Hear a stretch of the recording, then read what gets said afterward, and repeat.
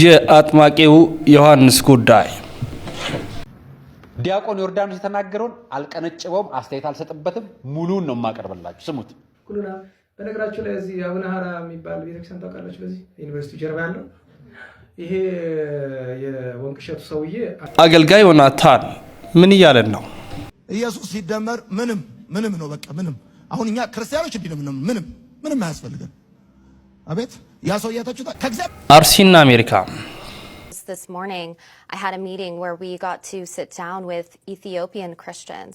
In Ethiopia, so many people are not paying attention, but Christians are being slaughtered in a similar way to what's happening in Nigeria.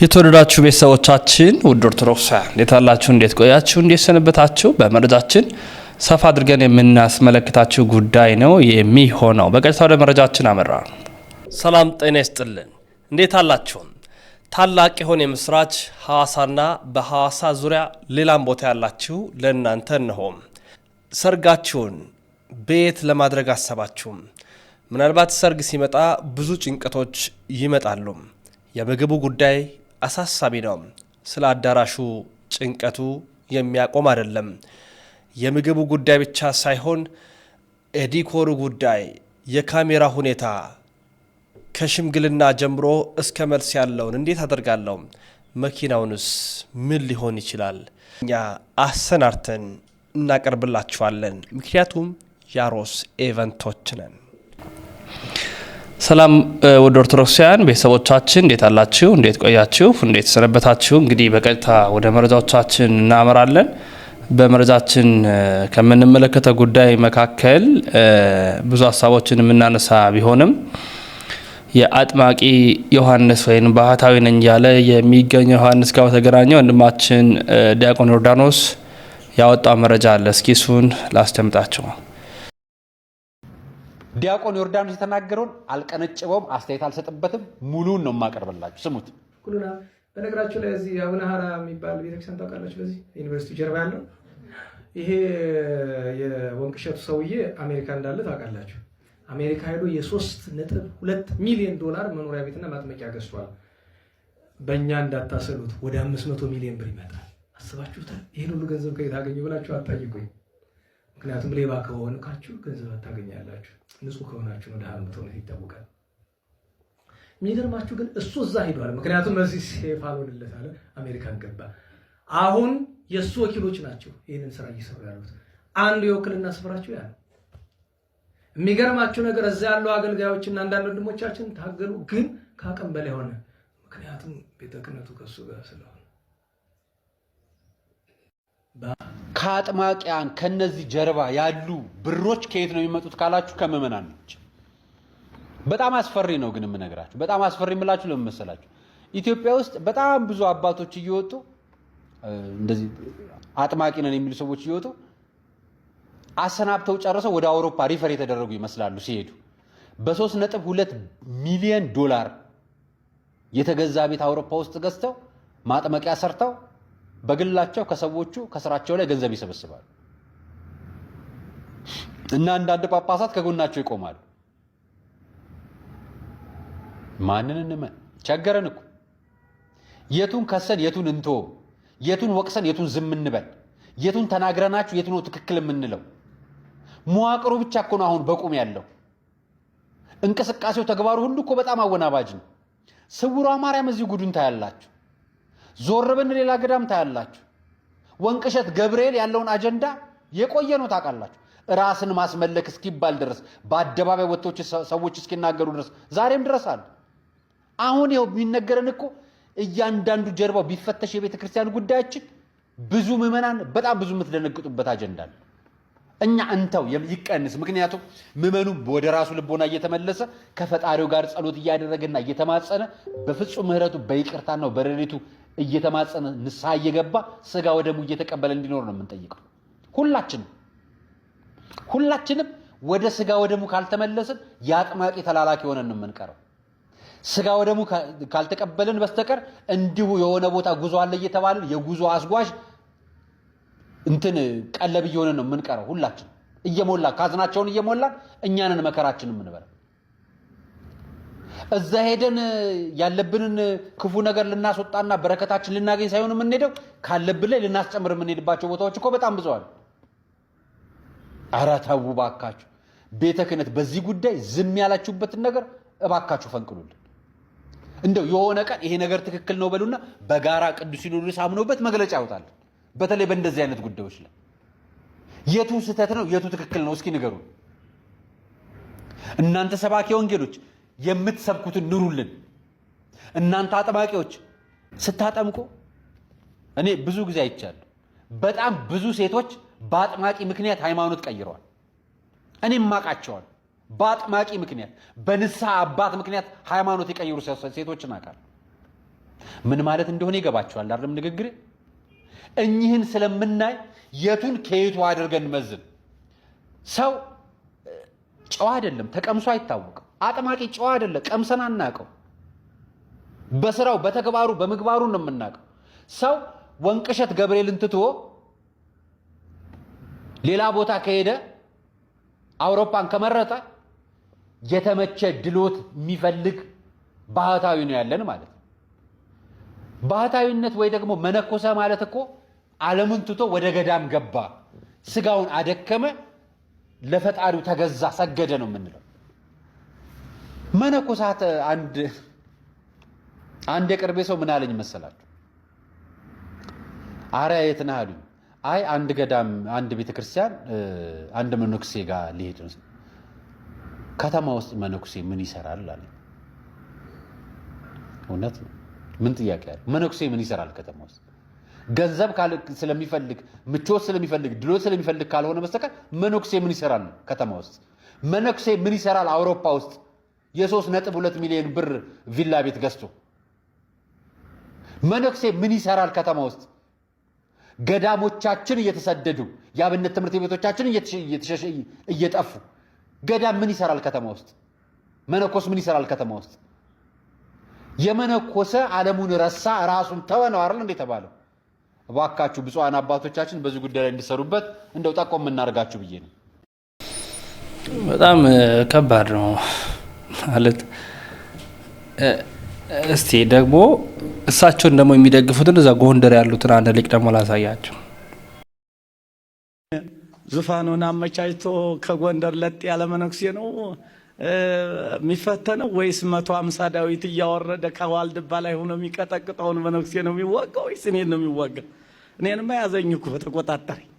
ስለዚህ ባይታዊ ርዕሰ ባይታውያን አባ ዮሐንስ ድንጋዩን ሲቀጠቅጡት ዲያብሎስን አብረው ይቀጠቅጡታል። ክርስቶስ ሲወጋ ዲያብሎስ ይጨነቅ ነበር ተብሎ ተጽፏልና፣ ስለዚህ ድዊ በመፈወስ በእጃቸው እግዚአብሔር እያደረ ርሁባኑን ሲያበሉት ሲያጠጡ ክርስቶስን ሲመስሉት የሱን ቸርነት እያዩ ይህን ስራ ሲሰሩ ዲያብሎስ ፈጣሪውን የፈተነ ባይታዊ ርዕሰ ባይታውያንን አይፈትን ብሎ ማለት ይሄ ሞኝነት ነው የሚሆነው። ይፈትናቸዋል። ስለዚህ ምለው አባታችን እስከ መጨረሻ አሁን ለሱ አዲስ ሆኖ ልናገር ፈልጌ አይደለም፣ ግን እያልኩ ያለሁት ጠላቶች በበዙ ቁጥር ጸጋዎት እየበዛ ነው። አባታችን ጠላቶች የበዙ ጸጋዎት በዝቷል። የግድ ዝም ሲሉ ጸጋው ዝም ሊል ነው። እስከ ዕለተ ምጽአት ድረስ እሶ እስከ ህቅት አይደለም ይላት ህቅ ብላ እስከምትወጣ ድረስ ተጋደል የክርስትና መንገድ እስከ ህቅታ ነው ስለተባለ አባታችን በስሮት ብዙ ነገር ስላለ ያው እንግዲህ ለሃይማኖት መቆርቆር ይሆን? ለምን አሁን እንደው ሲል ሃይማኖት ተቆረቆርኩ የሚል ካለ ከኛ የተሻለ ተቆርቋሪ ኑሮ ነው? ከሳቸው የበለጠ ተቆርቋሪ ኑሮ ነው ማለት እንደው የሃይማኖት ሰዎች ነን የሚሉ ለምንድን ነው? እልቅስ ሌላ ምንጭ አለች፣ ያችን ምንጭ እኛ ብቻ እናገኛት ማለት ያችን አትናውቃታለን ወጭ ይሄ ነው መባል የለበትም። እውነቴን ነው የምነግራችሁ። ሰው ድርሻውን መስራት ነው እና ስለዚህ ያው ተጋድሎ ይበዛል። የግድ ነው ስለሰሩ ስለተጋደሉ የግድ ስለሆነ አባታችን በእውነቴን ነው የምነግረውት ወንፍሬሆሙ ተአምርዎሙ ከፍሬያቸው ታውቃቸዋላችሁ ተብሏልና ከፍሬው ታወቅ ነው። አባታችን መጣናየን ምንድነው ያየነው? እስቲ ምንድነው እንዴ? ራሳቸውን አምላክ ያደርጋሉ ብሎ የሰበከ እኮ አለ። አሁን እንደው አባታችን እንደው እኔ መጣው አንድ ጊዜ አርብ ገበያ ናት የምትባል ትምህርት ቤት የሰሩት አባታችን አርብ ገበያ ሲያሁን በጣም የሚገርማችሁ ነገር ገዳሙን ከሰሩ በኋላ ደግሞ መናንያኑ የሚመጡ ከዓለም ነው አሉ። ከዛ ላይ ስራ ካልሰራው እዛ ላይ ያሉ ዓለም ወልዳ ነው እኮ መናንያን መታመጣ እኮ ይኮ ረቂቅነት እኮ ነው። አያችሁት? እዛ ላይ ምን ልስራ? ምእመናን እኮ ናቸው የሚመንኑት። እዛ ላይ መናኝ የሚገኝ ከዓለም ነው። ዓለማዊ የሚወልድም የሚከብድም የሚገኝ እዛ ነው። ስለዚህ እነዛም ደግሞ መረዳት አለባቸው አሉና ሂደው ትምህርት ቤት ሰርተው ደግሞ ለምእመናን ሰጡ። ይኮ ሐዋርያነት ነው። ይሄን ሰርተው እዛ ላይ ምን አሉ ሲናገሩ ምንድነው የሚሏቸው አባታችን? ወእንፍሬሆሙ ተአምር ወማደል ርእሲ ከፍሬያቸው ታውቋቸዋል። እኔን ድሃውን ምስኪኑን የድሃውን ልጅ ብድግ አድርጎ ለዚህ ካበቃኝ ለፈጣሪ ያልሰራም አሉ። ይሄ ማለት እንግዲህ ራስን መስበክ ነው። አፍሬያቸው ታውቋቸዋል ማለት ነው። ከፍሬያቸው አወቅናቸው በቃ። ስለዚህ ቅናት አለ። ዲያብሎስን ማን ነው አዳምን ከገነት ያወጣ ሰይጣን በወዳጆቹ ምን ይላሉ አባቶች? እንደ ይቅርታ ይደረግልኝ እንጂ በሰው የመጣን ሰይጣን መታገል አይቻልም ይባላል። በአራዊት አድሮ የሚመጣ በተለያየ ግዙፍ ነገር አድሮ በውሻ ብትሉት በአንበሳም በነምርም በምንም ሆኖ የሚመጣ እኔ ከባይታውያን ጋር ነበርኩኝ። ባይታዊ አይደለሁም እንጂ የባይታዊ መቁነን አቀባይ ነበርኩ። ግን እና እኔ አንድ ትልቅ ባይታዊያ ሲነግሩኝ ከዘጋሁበት ላይ እኔንን አሳስቆ ሰይጣን ሊያስወጣኝ ሲፈልጋሉ አይጥ ጀንድ ተጭና ትመጣለች አለ። አሁን ይህን ስታይ ቀጥ ብለህ አስቅም ያስቃል አይደል እንዴ?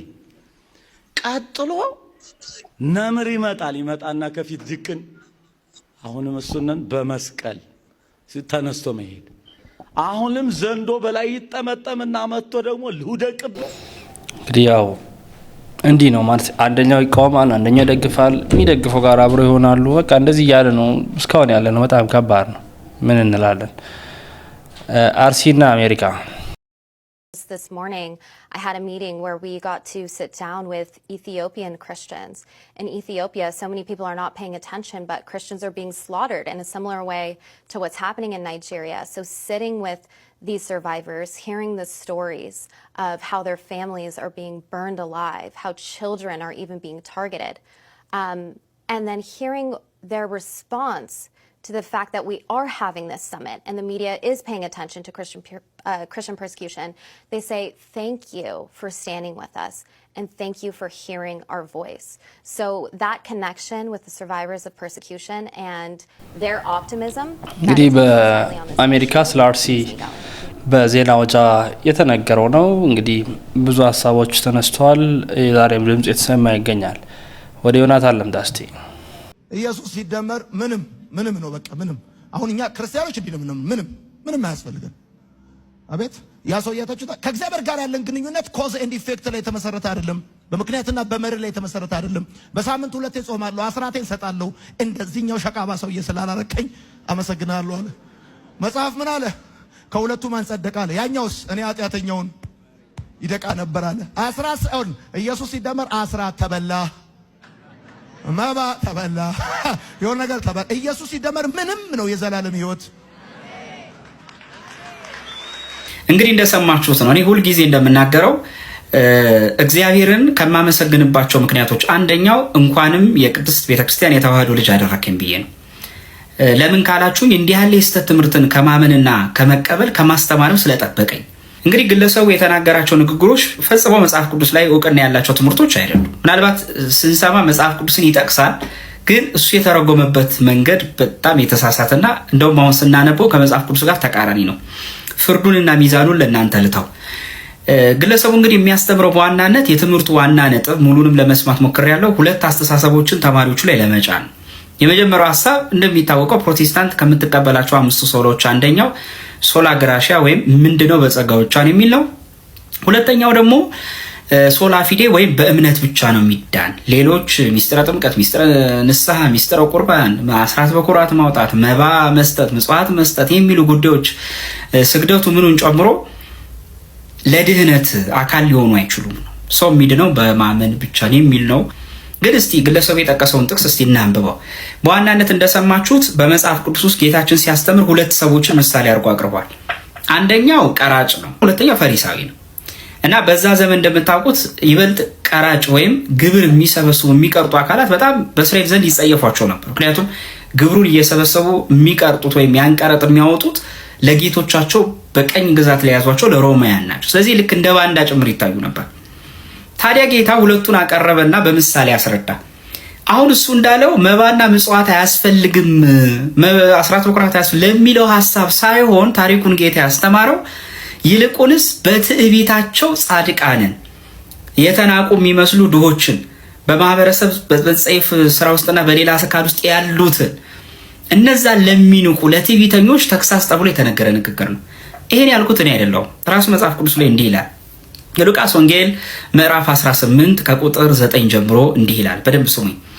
ጻድቃን እንደሆኑ በራሳቸው ለሚታመኑና ሌሎችን ሁሉ በጣም ለሚንቁ ይህን ምሳሌ ነገራቸው እንዲህም ሲል ይላል።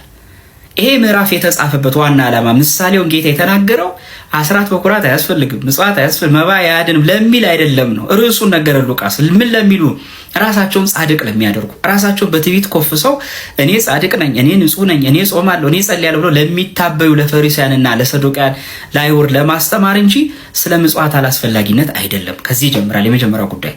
ጌታ ይቀጥልና እንዲህ ይላል ምሳሌውን። ሁለት ሰዎች ሊጸልዩ ወደ ቤተ መቅደስ ወጡ። አንዱ ፈሪሳዊ፣ ሁለተኛው ቀራጭ ነበር። ፈሪሳዊ ቆሞ በልቡ ይህን ጸለየ፣ እግዚአብሔር ሆይ እንደ ሌላ ሰው ሁሉ ቀማኛና መፀኛ መንዝራ ወይም እንደ ሌሎቹ ቀራጭ ስላልሆንኩ አመሰግናለሁ። በየሳምንቱ 2 ጊዜ ጾማለሁ፣ ከማገኘውም ሁሉ አስራት በኩራት አወጣለሁ አለ። ይሄ ሰው ጥፋቱ አስራት በኩራት አወጣለሁ ማለቱ አይደለም፣ ወይም አስራት በኩራት ማውጣቱ ስለነበር አይደለም፣ መጾሙን አይደለም ጌታ የተቸው። የሰውየው ትልቁ ጥፋት ምንድነው? ታበየ። እኔ እንዲህ ነኝ፣ እኔ እንዲህ ነኝ ብሎ ሁሉም በሚያውቅ በእግዚአብሔር ፊት እንዲህ አይባልም። ይሄ የክርስትና መርህ አይደለም። ቀጠለ። ቀራጩ ደግሞ ግን በሩቅ ቆሞ አይኖቹን ወደ ሰማይ ሊያነሳ እንኳን አልወደደም። ነገር ግን አምላክ ሆይ እኔን ኃጢአተኛውን ማረኝ እያለ ደረቱን ይደቃ ነበረ። እላችኋለሁ ከዚህ ይልቅ ይህ ጻድቅ ሆኖ ወደ ቤቱ ተመለሰ። ራሱን ከፍ የሚያደርግ ሁሉ ያዋርዳልና ራሱን ግን የሚያዋርድ ከፍ ይላል።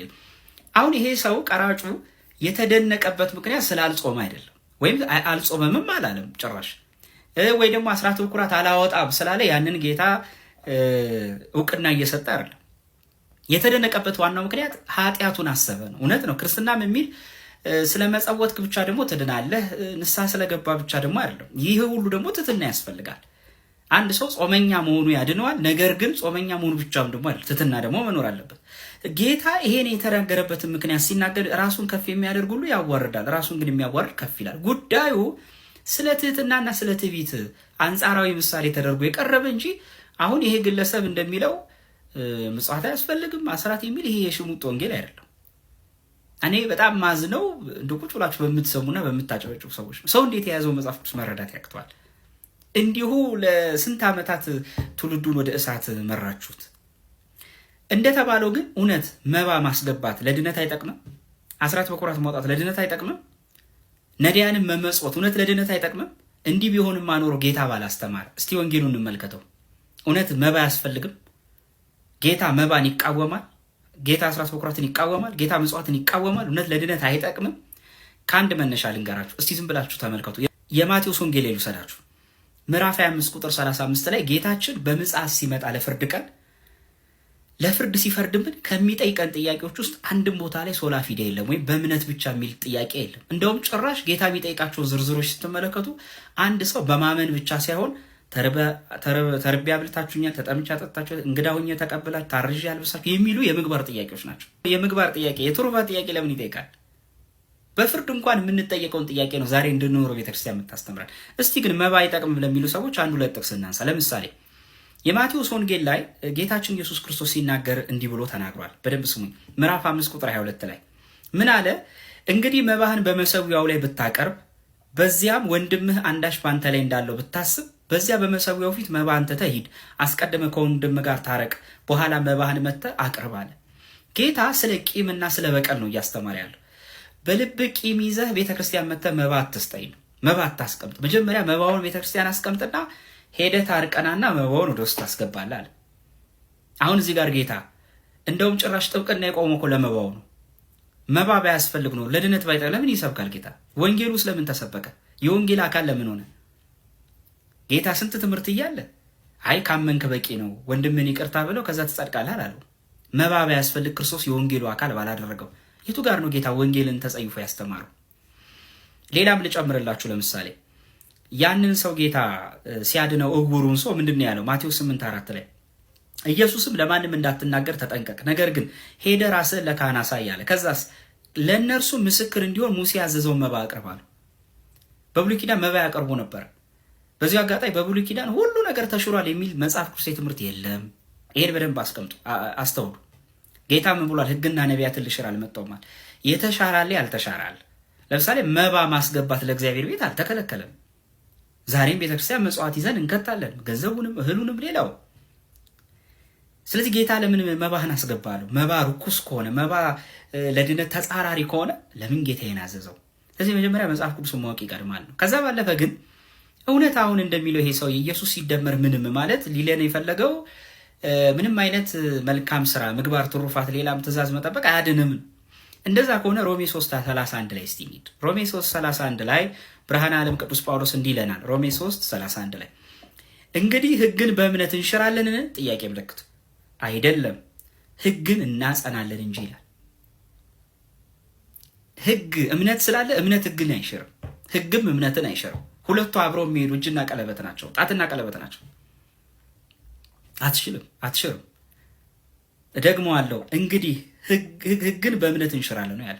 እምነት ስለመጣ ማመን ጥሩ ነው ማለት ሕግ አያስፈልግም ማለት አይደለም። እና የምትሰሙ ሰዎች እያስተዋላችሁ እንግዲህ ብዙ ሐሰተኛ የሆኑ አስተምህሮቶች፣ ሐሰተኛ የሆኑ መልእክቶችን ያስተላልፋሉ። ምን እንላለን? በመጨረሻ አንድ ቪዲዮ ጥንክሮች እንድንከታተል ከሰሞኑ የተሰሙ ወቅታዊ ጉዳዮች ምንድን ናቸው የሚለውን ላስደምጥ። ላይክ ያደረጋችሁ ተከታተሉኝ። ቂም የሚቋጥር ሰው የእግዚአብሔርን ፊት ከቶ ማየት አይችልም።